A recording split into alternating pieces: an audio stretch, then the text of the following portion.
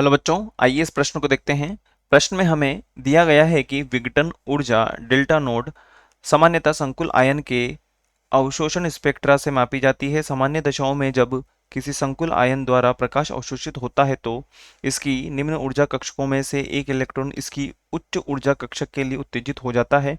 अवशोषित प्रकाश की आवृत्ति से संबंधित ऊर्जा का मान डेल्टा नोड के तुल्य होता है। यदि संकुल के लिए डेल्टा नोड का मान दृश्य क्षेत्र में हो तो संकुल रंगहीन होगा। अष्टफलकीय संकुल के लिए क्रिस्टल क्षेत्र स्थायीकरण ऊर्जा का जो मान है इस प्रकार से हमें दिया हुआ है। तो हम कह सकते हैं कि यहाँ पर n और n डैश जो है T2G और Eg है, जो कि इलेक्ट्रॉनों की संख्याओं के बारे में बताते हैं। निम्नलिखित में से कौन सा कथन सत्य होगा? तो सबसे पहले हम बात करेंगे प्रश्न से संबंधित मुख्य अवधारणा के विषय में। मुख्य अवधारणा जो कि संबंधित होगा, हम कह सकते हैं यहाँ पर क्रिस्टल क्षेत्र स्थायीकरण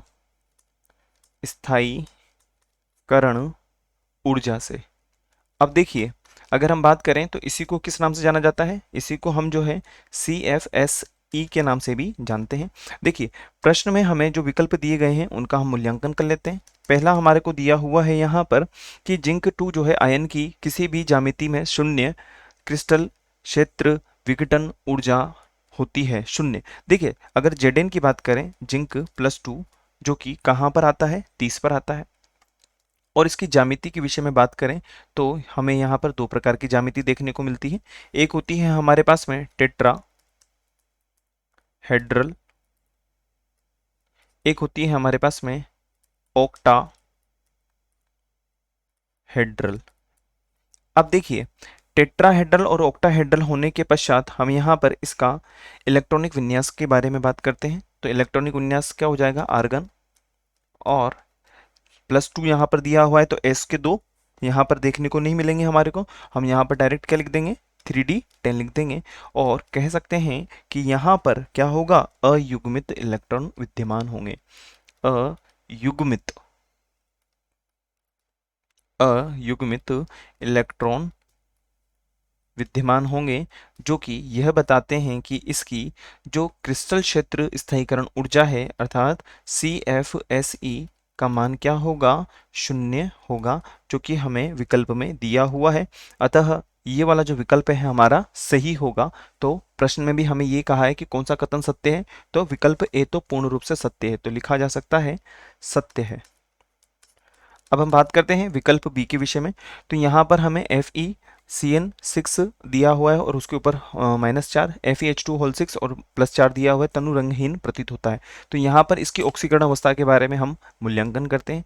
तो दोनों जगह जो Fe है उसकी ऑक्सीकरण अवस्था क्या होगी? +2 होगी। और यदि हम देखें तो यह 26 नंबर पे आएगा। तो हम यहाँ पर इसका देखते हैं तो D6 अर्थात हम कह सकते हैं कि जो डेल्टा नोड है उसका मान कितना है? उसका मान यहाँ पर 0 है। कारण तो हम कह सकते हैं यह रंगहीन होगा। कैसा होगा? रंगहीन होगा। और प्रश्न में भी हमें क्या दिया गया है कि रंगहीन प्रतीत होता है, जो कि पूर्ण रूप से सत्य है। तो हम कह सकते हैं कि विकल्प बी भी हमारा कैसा है? सत्य है। अब हम बात करते हैं विकल्प सी के विषय में। तो विकल्प सी में हमें क्या दिया हुआ है? विकल्प सी में हमें NiH2 का रंग हरा होगा, और क्योंकि H2 संकुल के लिए डेल्टा का मान जो होता है वो दृश्य क्षेत्र में होता है। तो देखिए, अगर हम बात करें तो यहाँ पर बना सकते हैं जो निकल है वह क्या दिखाएगा? +2। और यह कौन से नंबर पे आएगा हमारे पास? 28 नंबर पे।